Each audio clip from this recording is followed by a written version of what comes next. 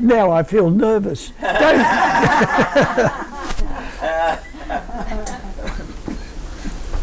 Yeah. All right, J. Barber. J. Barber.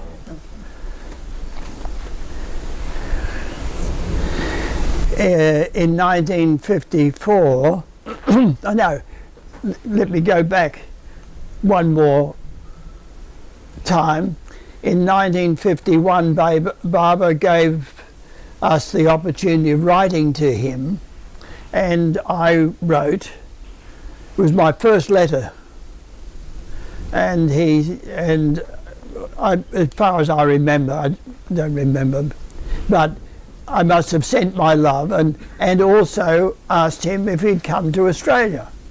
That was the main thing on my mind. And with Francis had already begun building that house, Beacon Hill, which is now known as Mayor House, Sydney, in the hope that Barber, of course, would come to Australia and live in it, occupy it.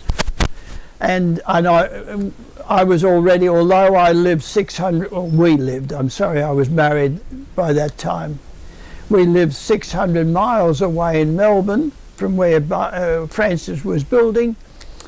Any opportunity I had, leave, and whatever opportunities I had, we would travel up in old cars and stay there in the tent. Poor Joan. It was a wonderful cause, but at the same time, pretty tough living. There was certainly a lack of facilities, and so in 1951, that was the first time I was able to write to him, and I said, come to Australia, and the reply was that I may come someday, something of that wording. And then in 1954, in the interview that the three of us, there were three Australians, Francis Brabazon, myself, and John Ballantyne, another young one.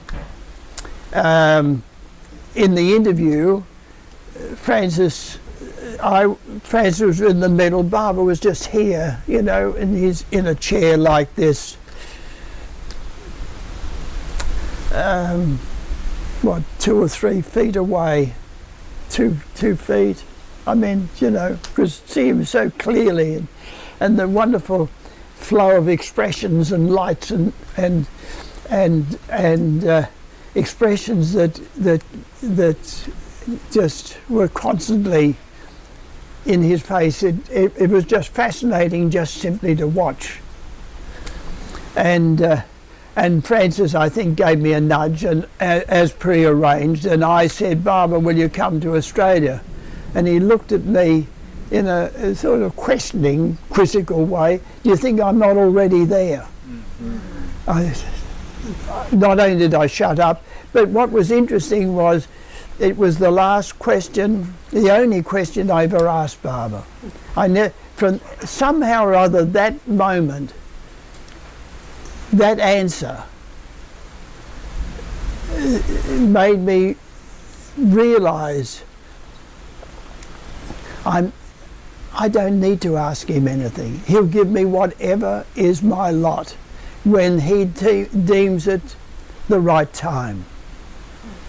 And so he did. Over the years, there were the little milestones of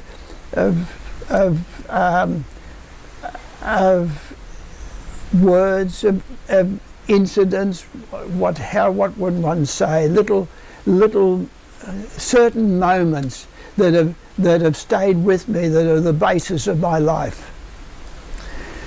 And then, so that was that.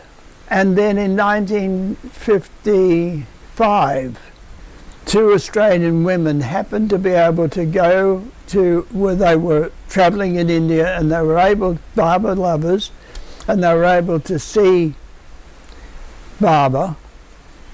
They were there for a short time, And Mayor G, one of Barbara's close lovers, has said to one of them, "Why didn't you ask Barbara to come to Australia? Why don't you do so?" And that sort of fired her to bring it up. And Barbara then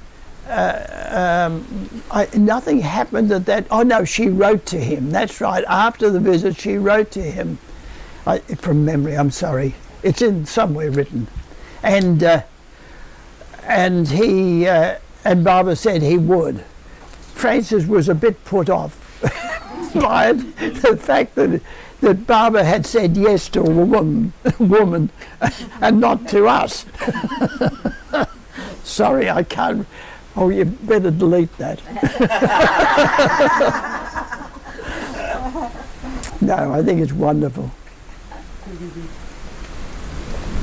But it did bring up an interesting point that Francis wrote to Barbara saying, of course, it was wonderful, of course, him coming. Wait a minute.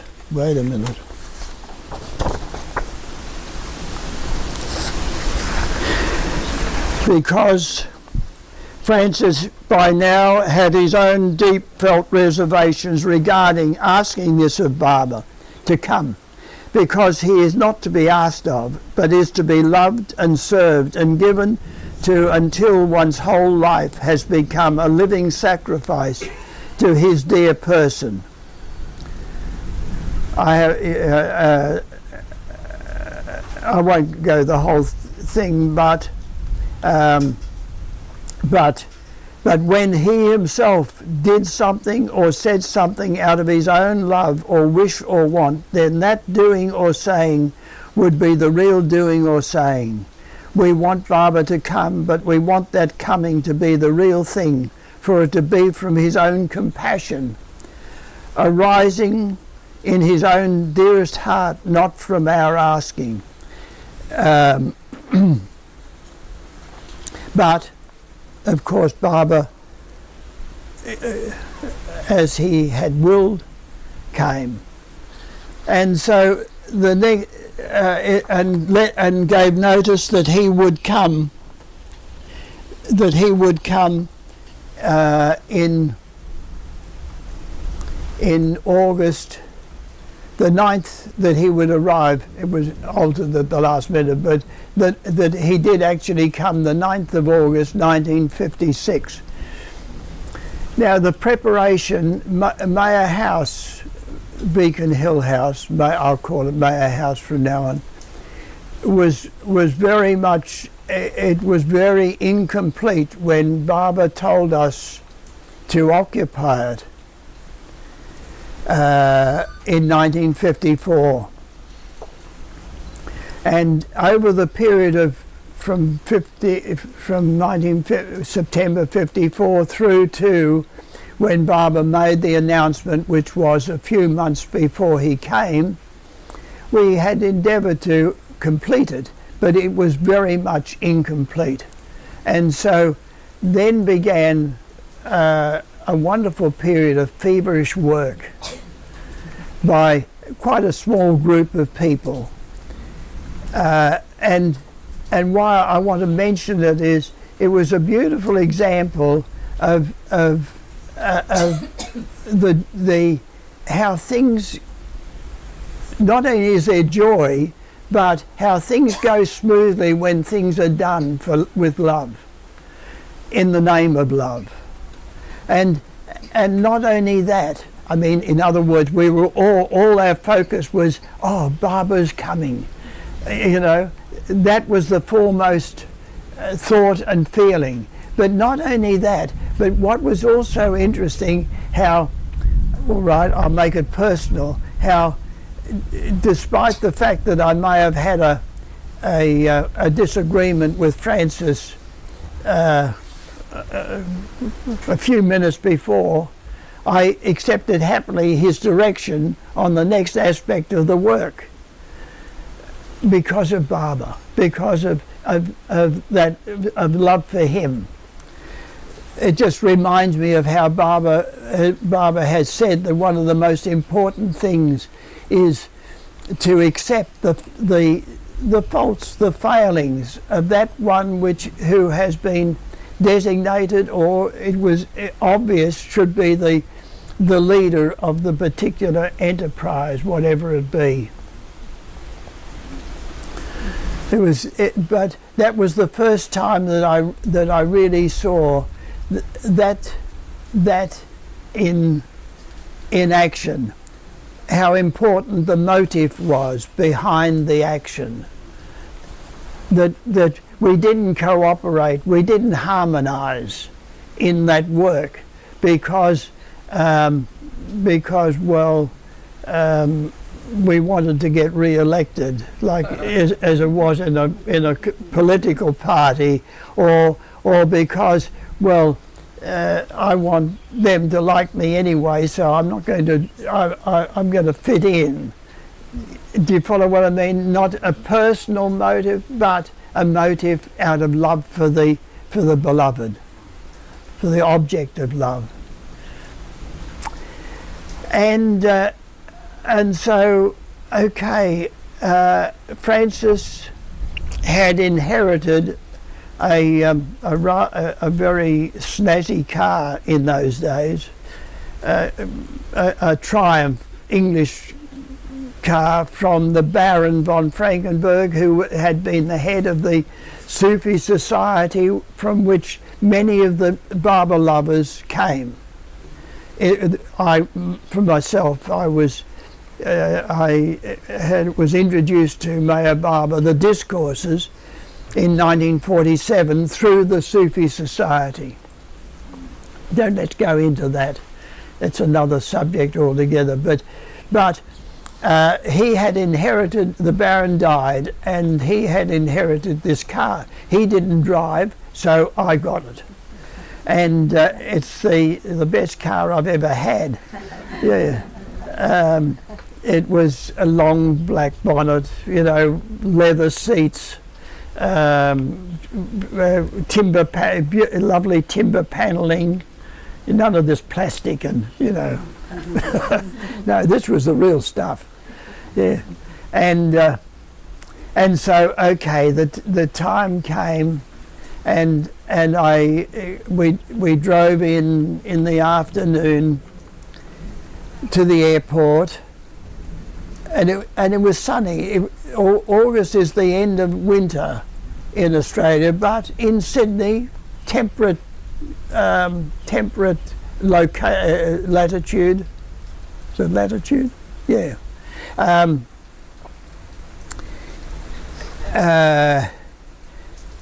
Warm during the day, quite cool to cold in the morning and evening and night.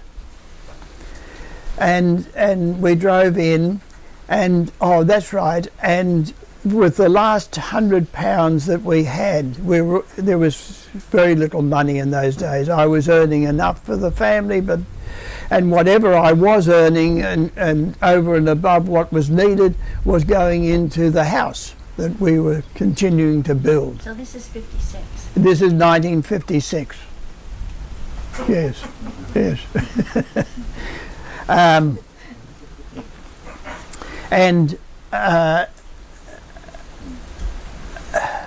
Now you. You want me to the airport? Yes, I've gone to the airport. Thank you. This is not supposed to be on the film.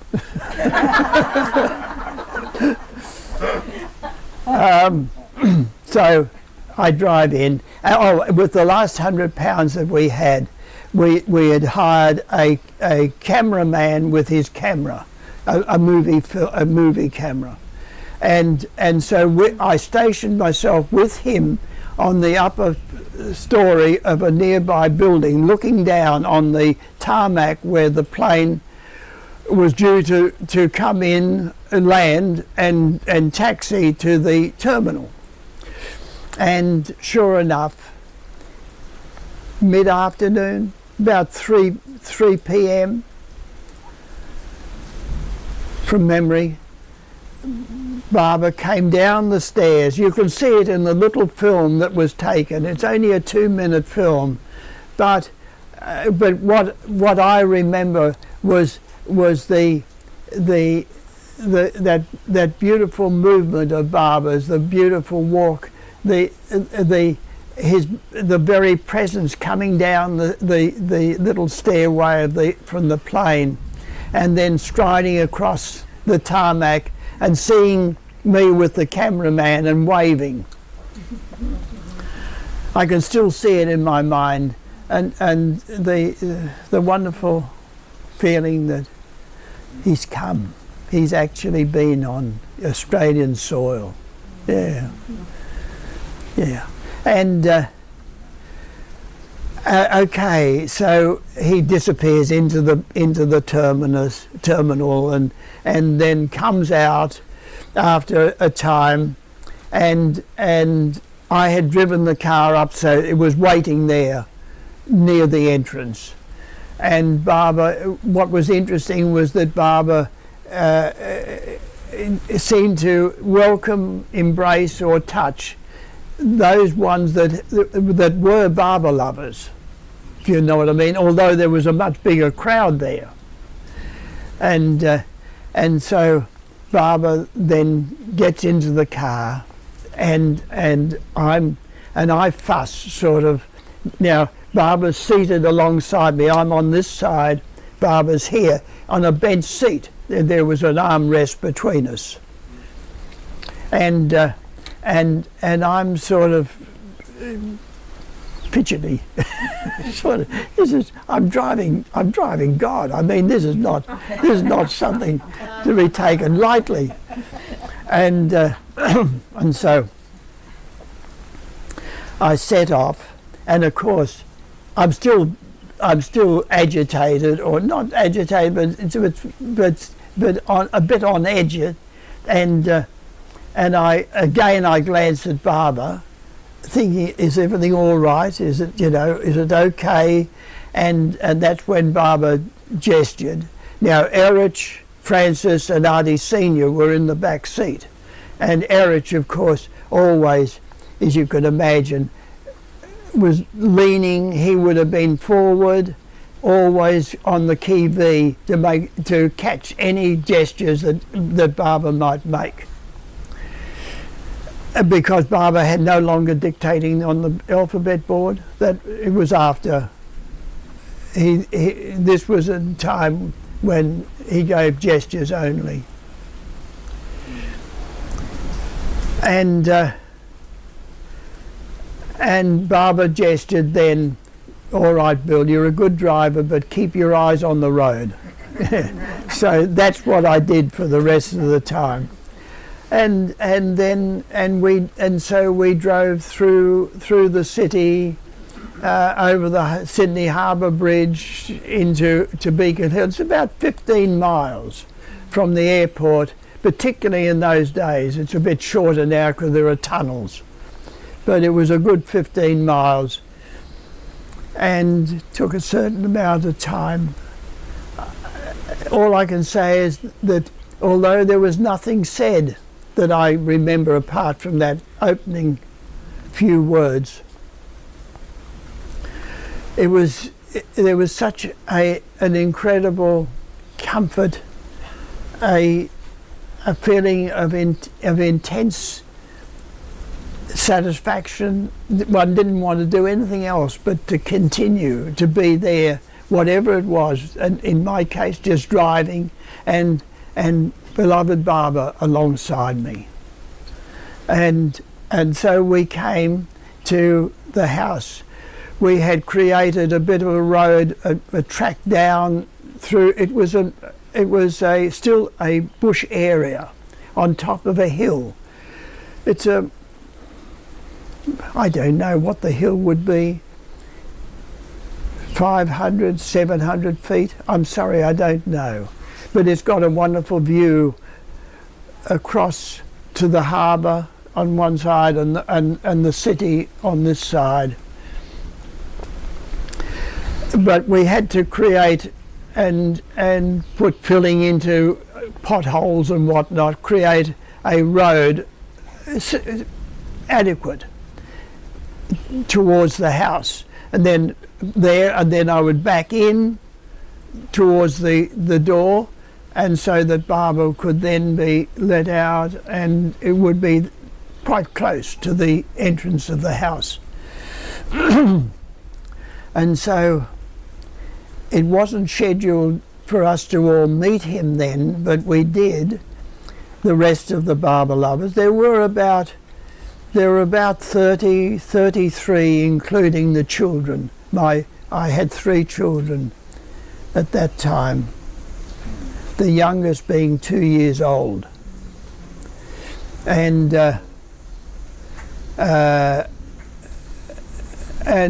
they had gathered with the sound of the car. They'd all gathered, and although it wasn't scheduled, Barbara stopped and stood on a slight increase. It was a rock ledge, that a little bit of height, and each one came, and Barbara embraced each one, and then went into the house, and and the thought, each time I think of Barbara going into that house, which by this time was in my name, but it was never my house. It was always Barbara's house. It was built for him, and there's never any question. But at the same time, okay, it was in my name. So these words from, I love these words from Kabir,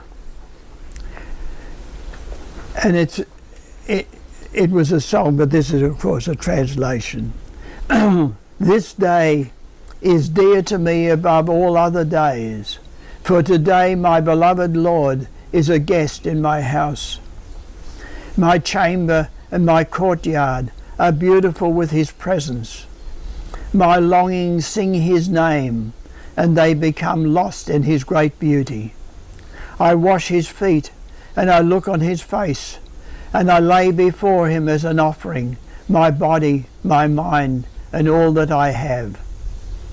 What a day of gladness is that day, in which my beloved, who is my treasure, comes to my house. All evils fly from my heart when I see my Lord. My love has touched him. My heart is longing for the name which is truth. The Lord is in me, the Lord is in you, as life is in every seed. O servant, put false pride away and seek him within you. 1,000,000 suns are ablaze with light. The sea of blue spreads in the sky. The fever of life is stilled, and all stains are washed away when I sit in the midst of the world. Hark to the unstruck bells and drums. Take delight in love. Rains pour down without water, and the rivers are streams of light. One love it is. How blessed is Kabir, that amidst this great joy he sings within his own vessel. It is the meeting of soul with soul. It is the music of the forgetting of sorrows. It is the music that transcends all coming and all going forth. Isn't that beautiful? Yeah. Anyway, I can't help, whenever I think of Barbara coming into that house, which it was the first things he said at the first meeting was, I've come to plant the seed of love in this country, and I have come to be in the house that you have built for me with love, and the joy that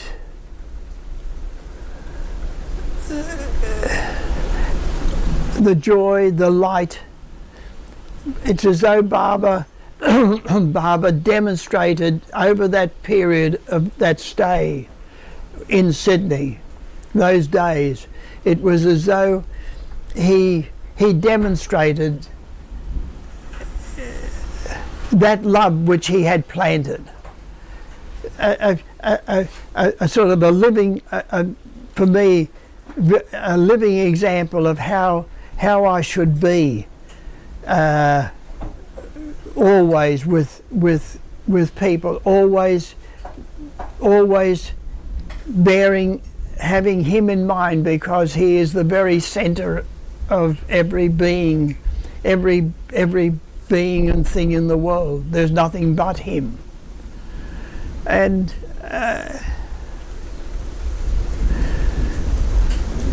so that whole period was so beautiful, and also he was at home. I know this is not. I'll come back to it, but it does remind me of how in 1958, when he unexpectedly, even after the second car accident, when he came again to Australia, much to our joy and our amazement, the long journey of his. Yes, he came to America. It was amazing in itself. But then to come that further long journey from America to Australia, again for a handful of people, and how what a contrast, in a sense. In a sense, he was nothing but love, but at the same time, on that second visit, it was as though he said to us, I planted the seed of love. I demonstrated love to you in 1956, and I treated you as children. Now you're growing up. You're growing older.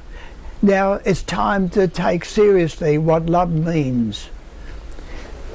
Love is only a meaning when there's obedience to the pleasure of the beloved, and that it was such a much more serious occasion in '58, and it was so beautiful for us in Australia. We had the lovely joy, the lightness of love, the joyfulness and lightness of love in '56, and we had the love in 1958. But at the same time, remember what love means. Love means giving the pleasure of the beloved, nothing but in everything in thought and love for him. And anyway, go back to 1956. So that the next morning he called the children in, and they watched how Eric combed his hair. How wonderful. And then played games with them, which they loved. I wasn't there, so all I know is that's what they told us. And Barbara, we knew he'd called them in. And then, I think it was a bit before 9 a.m., we all came into the big room, which was Barbara's room in Mayor House. Essentially, what was the beginning of the house, what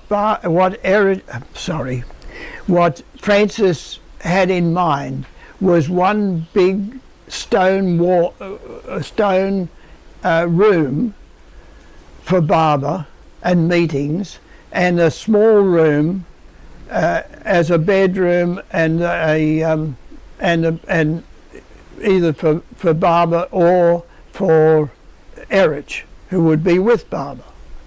But then timber rooms were added, a kitchen and bathroom and whatnot were added to that basic structure. And so that big stone room, which was 30 by 20, and that's where we had the meetings, and that's where Barbara slept. His bed is still there. The chair that he sat in, the carpet that was there at the time, the one thing that the one carpet we're able to afford was there. And anyway, so we gathered in that room. It has a big window on one side which overlooks, as I said, the part of the city and through to the harbour. And that was when he said, "I've come to plant the seed of love in this country."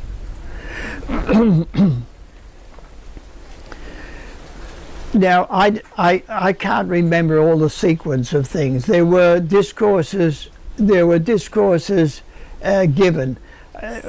For some reason, one stands out in my mind where he speaks about worry, about how we've worried for 1,000,000 years, and we've got the habit of worry. Everything becomes a worry because of the habit of it. But what I remembered was, in the beginning, it was read by, sorry, I can't remember. I think it was either Erich or Francis. And but what I remember was, in the beginning, that everybody worries, and those words, Barbara's face reflected, as it were, an image of a series of people. The face seemed to be big, like a bigger person, and a thin person, serious person's smile. I don't know. It was just a play of expressions on Barbara's face. That for me it was quite delightful. I thought, God, it's better than Charlie Chaplin. Anyway, that's what I remember.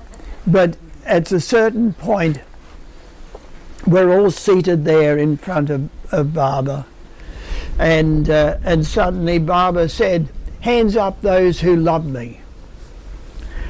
And I don't know, I'm sort of near the front, second row or something like that, so I've got no awareness, but I hesitated. You know, when you're suddenly confronted with that question, and the immediate thought is, can I honestly say that yes? And in that, even in that hesitation, it must have been only a few seconds, but Barbara immediately pointed to me and said, "Bill, do you love me?" And I said yes. And then he said, "Will you throw your 3 children into the ocean if I told you to?" And I said yes. That was the. It passed quickly. I can't even say that it was a serious moment. As far as I was concerned, I was resolved that whatever Barbara asked of me, I would do. So that was that. Was it your little girl in your lap? Yes. A bit later, I think there was a break, and then later in the morning again there were discourses, and I was happened in the front row, a little bit away from Barbara, and I had Jenny, my youngest, who was two years of age, and Barbara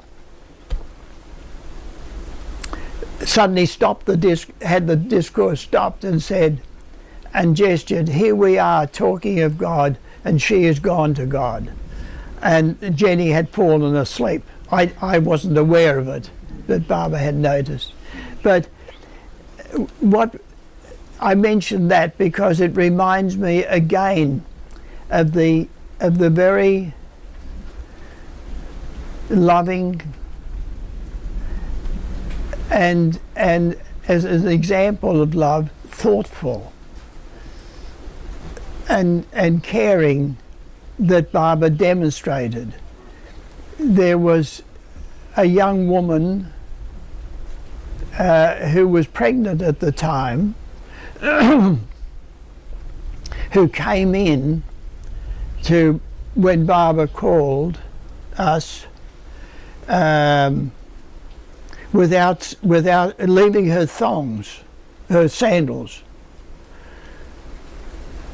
outside the door or somewhere, and Barbara gestured, take care of yourself.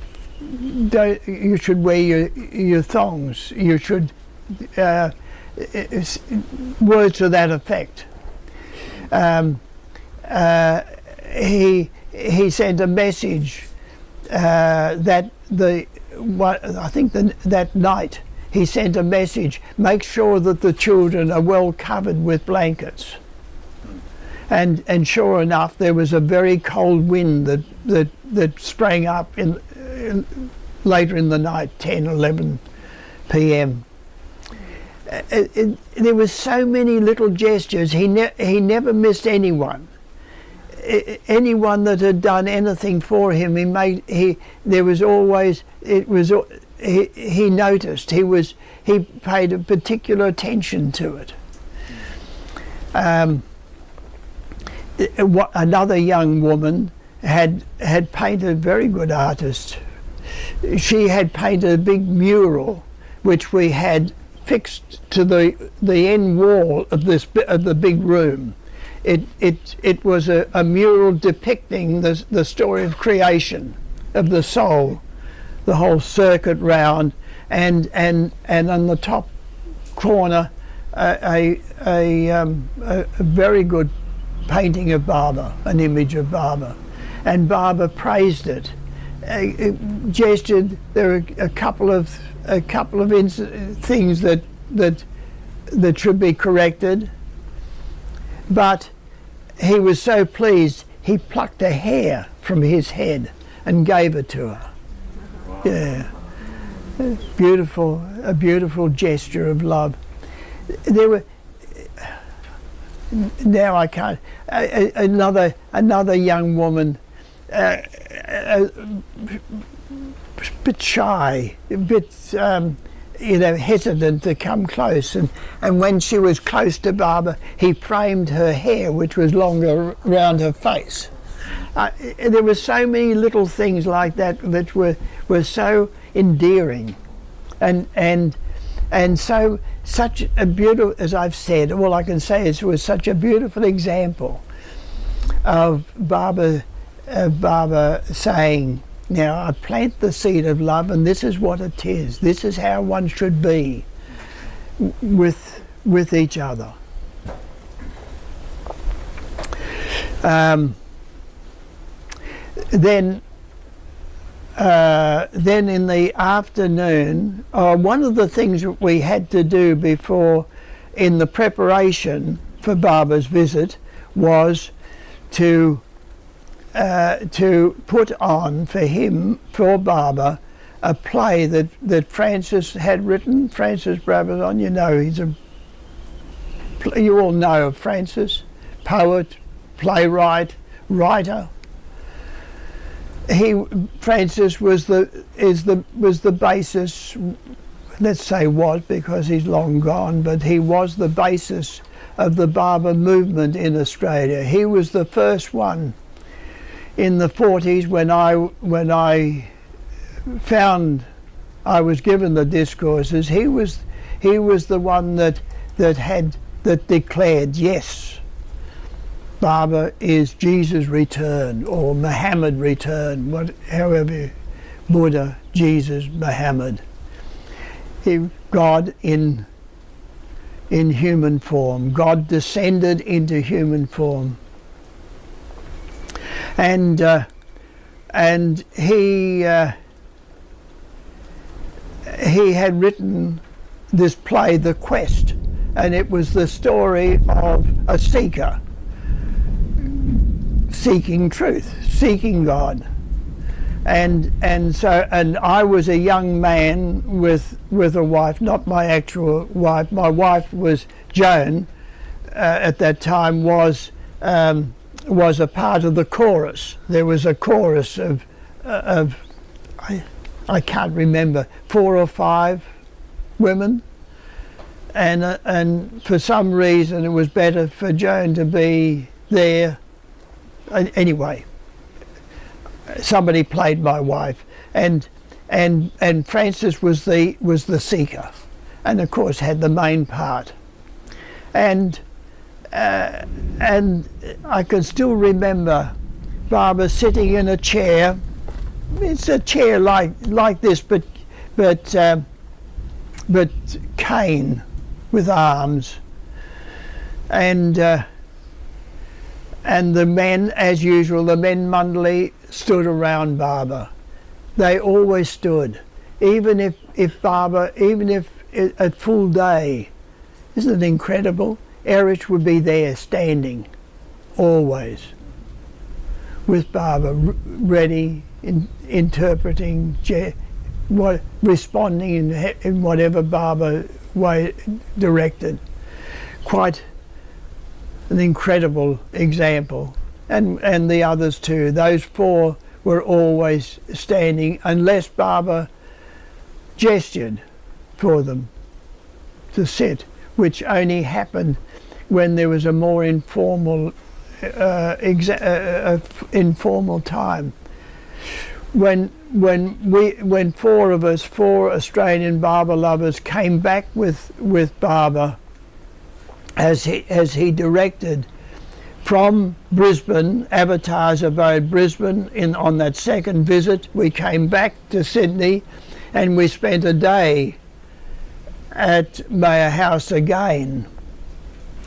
And it's interesting, if a little sideline again, how he was stern. At times he was quite stern and serious in Avatar's abode, giving his message. Don't say that you love me unless you're prepared to obey me. Don't think that you can have that you can have both the world and God. You have to make up your mind. It's either the world or God. And but when he came down and we spent the day then there, again he was like he was as he was in 1956, so relaxed, and there were no discourses, no serious. It was one of those delightful informal times with Barbara, hours where there was what you'd call spiritual chit-chat. Little incidents happened. Oh no, I'm supposed to be talking about 1956. Yeah. Save that for the Yeah, I'll have to say that for another time. But isn't it how it just keeps taking me to times that I spent with Barbara. And so the play went on. The play was put on. How Barbara endured our Australian accents, I don't know, but it was beautiful the way in which the attention that he gave, and the appreciation that he showed at the end, particularly to Frances, and saying how touched he was by it, and he sent instructions he gave instructions to Frances at a certain time.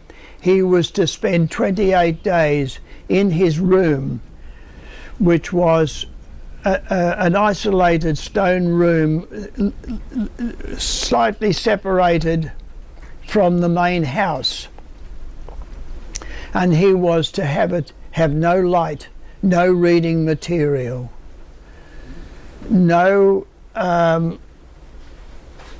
the doors were shut. He was to stay there. Nothing else. And he was given 1 pint of milk per day, which we gave him. In silence. Thank you. I'd forgotten that. Yeah, in silence. And he was so Was it happy. in silence? I'm sorry. Don't let's have an argument now. But he was so happy about it. Oh, he was. Yes, I know. I'm coming to that. You must think I'm getting old. Never. Yes, the food was nothing but 1 pint of milk, and Francis was so overjoyed at that what Barbara had given him that he fell at Barbara's feet, and with tears of joy. And that we carried. Of course, we were in the house, Francis. We tended to him over that 28 days. And now I don't remember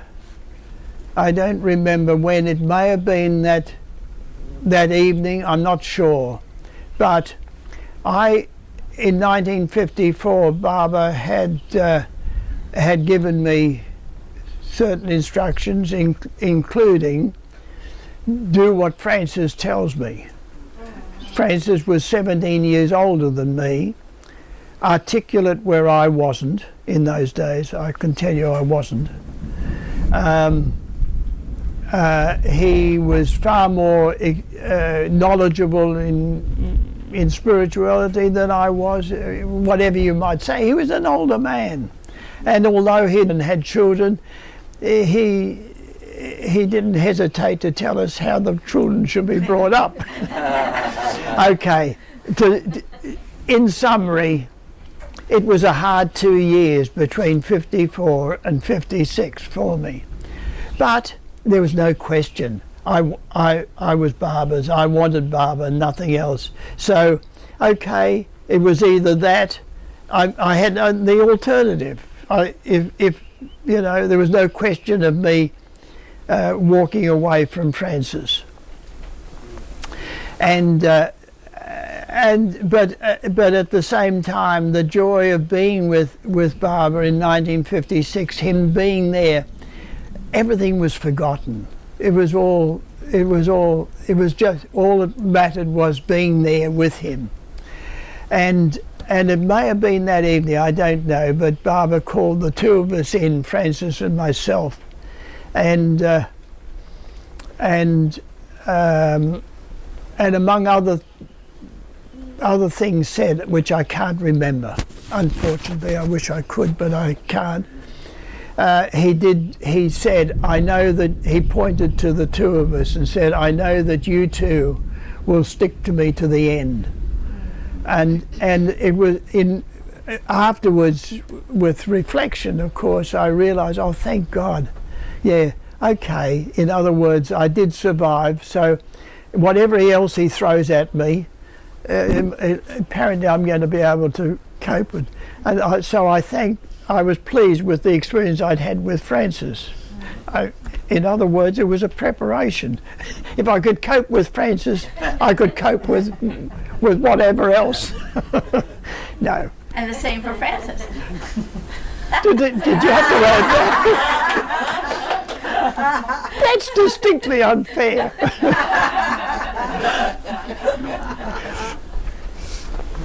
Yeah.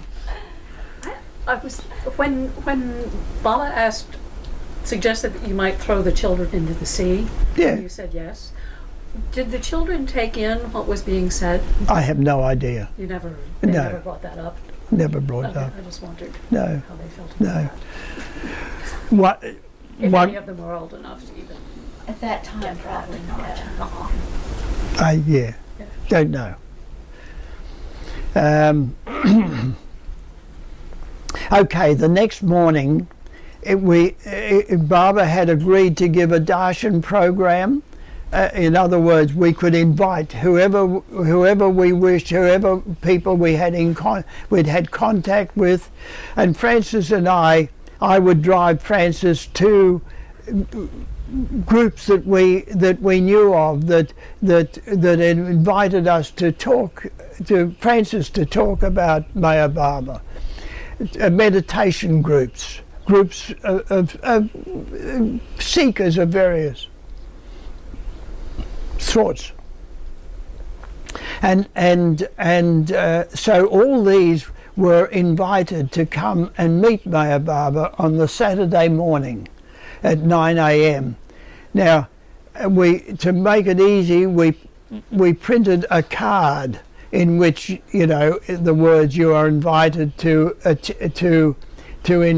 meet Avatar Maya Baba and such a date and time," and on the back was a little map which described where the house was, because it was still very much only a partly developed big area of Beacon Hill. It's completely changed now, but then it was very, very sparsely populated, and so we handed this out to whoever we could talk to about Baba, and this is another story, but I was in the army at the time as a psychologist, and the reason I was there was because of Baba, but let's not go into that. But I told the members, all the army members of the unit that I was working in, about Maya Baba. I was able to sell them, certain ones, copies of God Speaks. And two of them did come to meet Maya Baba, and it's just interesting. On the one hand, we subsequently met certain ones who said, "Look, I searched for the house and I couldn't find it, and when I questioned, I found out that they'd even driven past on the main road and failed to turn down the side road." And it was just an example of, if you're not meant to meet him, you don't. It's not your time, that's all. It's got nothing to do with goodness or virtue or anything else. I mean, there's a certain time. And that's that. In the case of one of the psychologists that came to see Baba, 40 years later, very briefly, he happened to be in a house of Baba lovers where he saw a photo of Baba and said, "Oh, I met him," in a very casual way. They were young Baba lovers who had never met him, and they were staggered. And then he said, "Is Bill LePage still alive?" And he was younger than me, and they said yes, and we met, and I questioned him. He hadn't even opened God Speaks. It was still on his shelf. He admitted, completely unopened. He never thought of Maya Baba. He never investigated. Nothing whatsoever. And then I said, "Well, do you remember meeting him?" And he remembered exactly. It was so interesting, so significant. He remembered being taken in, shaking hands, being given a piece of dry fruit. You know, that moment with Baba, he remembered that. And I thought, good. Yeah, wonderful. Yeah.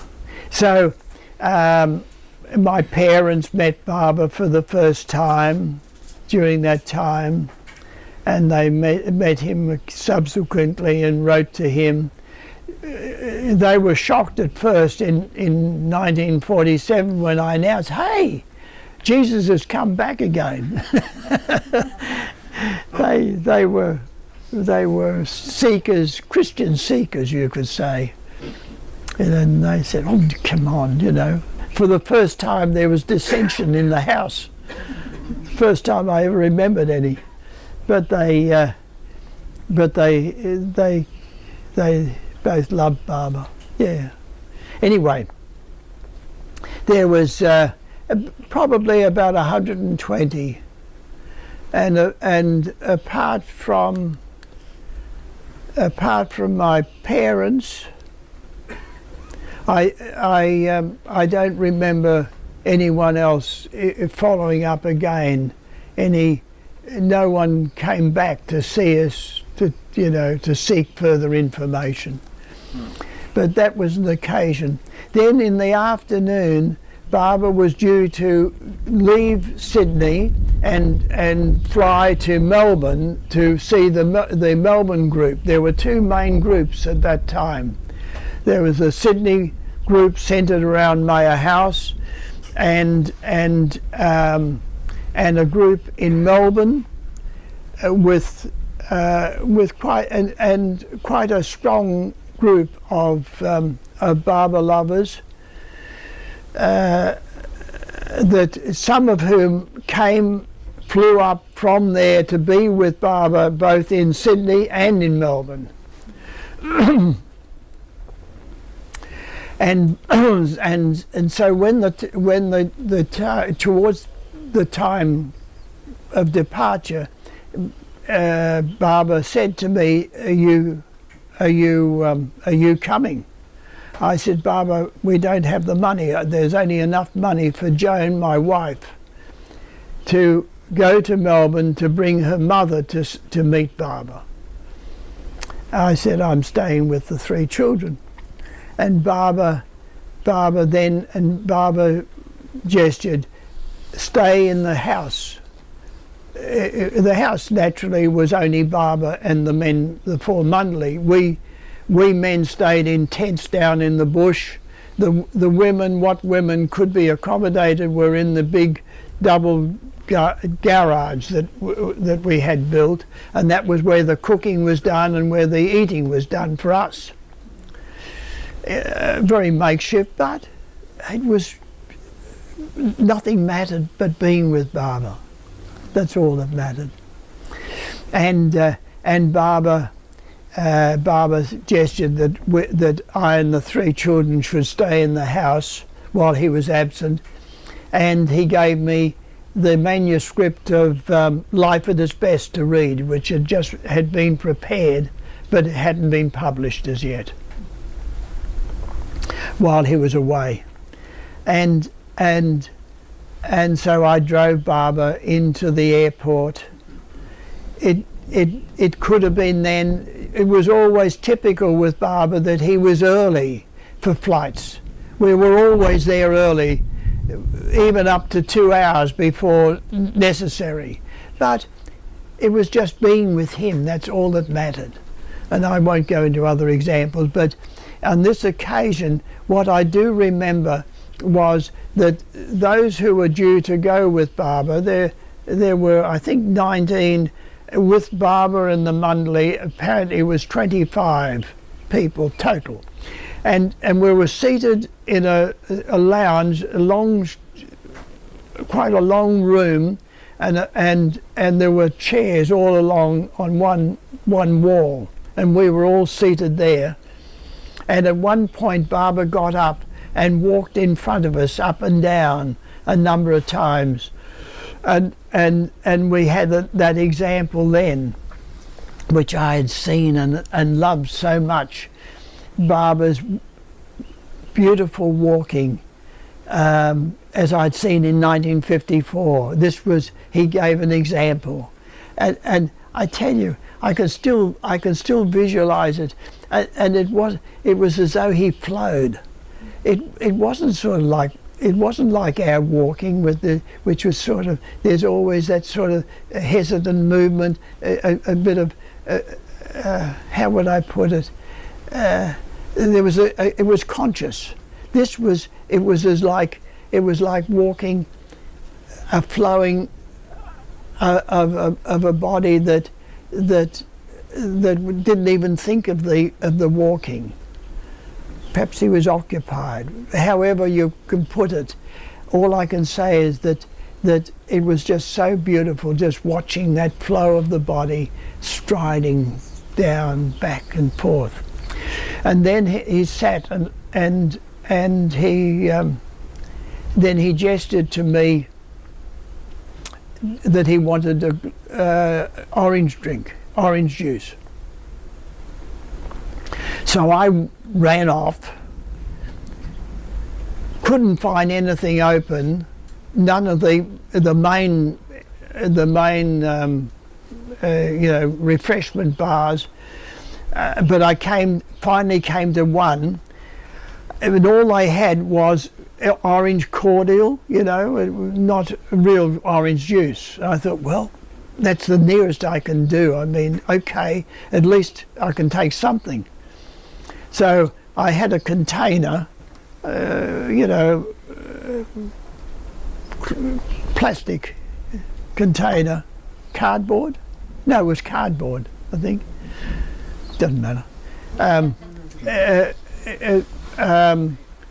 And it was, and the juice was cold, and I knew that Barbara didn't like cold liquid. So I went to the bathroom and filled the basin with hot water and held the container in the hot water for some minutes, hoping that would be warm enough. It felt a bit better, so I took it to Barbara. Poor Barbara. And he took one sip and handed me the rest. But he had a sip, and I had the rest, yeah.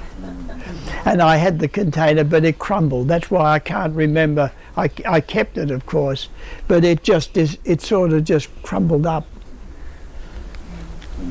There was no, it sort of blackened and crumbled.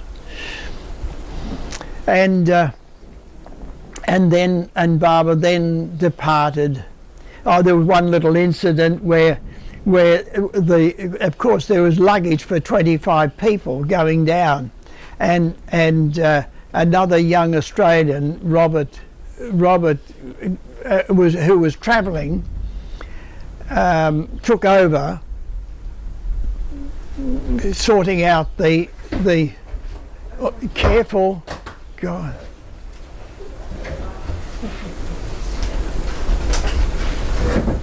Yeah, not Irwin.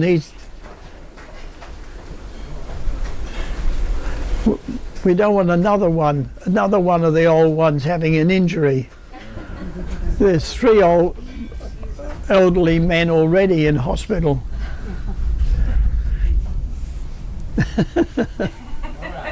Yeah, she can go down. She can tip at the end, but not Irwin. I'm expendable nurse. No. Yeah, so that was that. But what I want to mention was the incredible atmosphere of that room when I went back and we went into the house, and Barbara had left. I returned, of course, and myself and the children occupied the house, and I'll never forget that there was a fragrance in that big room. Somehow he had left his presence so strongly, and although outside was quite chilly, by this time it was evening, but there was a warmth, definitely a presence, and as it were a fragrance, which impossible to pinpoint. I don't know what it was, but there was something that was so beautiful in that room, and so we brought the mattresses in there, and we all slept in that room, myself and the 3 children. it was just one of those wonderful times. How are we going? You're fine. I mean, you have gone over time a little bit, but I just hoped you'd remember that bit. Didn't at one point you say to Baba, of course this is your house and we'll vacate or something? Yes, yeah. All right. I had that in mind actually to finish with, but there were other things that happened. Never mind. Well, perhaps another time I'll finish. There are so many little incidents that I could mention, times. Perhaps let me just read for a moment a little example. This was the morning session, that first early morning. That morning session created the atmosphere that persists to this very day and will continue to persist while Mayer House, and particularly the big room, exists. The warmth of love that Barbara poured into the house and us was the gentle warmth of the spring sun that invites voyagers into unknown seas and unplumbed depths of feeling, a time when the whole being surges forward with a cry of yes to the clear call of this man, the God-man. Come all unto me. In that living room of our house, the call was not, I felt, to stern asceticism and outer denial, but to the tuning of everyday life to his song of, lose yourself in me by loving me in all, even at the cost of your own happiness. Yeah, and sometimes I'm better able to express something of that feeling than I can when I talk. But the end came. Another time I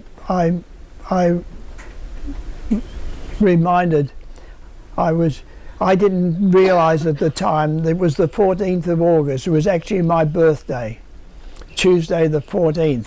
But birthdays didn't mean anything in those days, not for me. I mean, we're too busy. And but at the end of the day,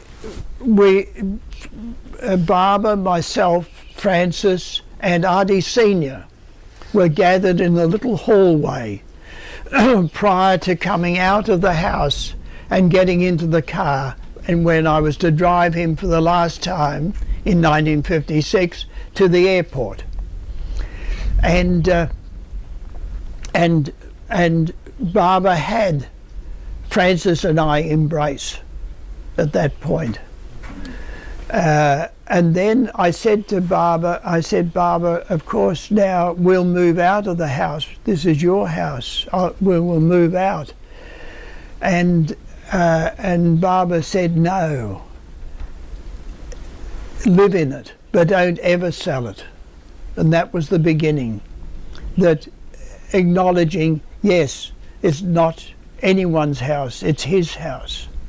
And that's also written down in which Barbara expresses about Mayer House as being my place. And but he said to live in it, and so that's what we continue to do. And what was so beautiful was, I read that little passage because his atmosphere is still so strong. But what was curious, and I can remember experiencing this at times, and that was we would be in the living room, that we would be in that big room, which was the living room of the house, the 30 by 20, Barbara's room. We'd be there, and it would just be family gathering, and then somebody would come in order to take darshan, and it was quite incredible how all of a sudden that the atmosphere changed, as though Barbara said, oh, somebody's come to see me. And and it was no longer a living room. It was his room, and that became. It was interesting that some years after Barbara had been there, I think it must have been in the 60s. I can't remember, but I think it was in the early 60s, and I was conscious of the fact that there were still things that needed doing to that house. It was still not entirely finished. It was fine for Barbara's visit, but for people coming, and so, but I hesitated. Should I do anything? Would I affect Barbara's presence, or should I leave it just as it is? And I wrote to India, and Barbara sent the message back saying, do whatever you will, nothing will ever destroy my presence there. Do whatever you will. And it's good to remember in other incidents, other occasions. And then said, now detail what it is you want to do. and he specified that I was only able to spend 1,000, and I think it was pounds, but it could have been dollars. I don't remember. The currency changed in the 60s. I don't remember. Anyway, that was it. J. Barbara.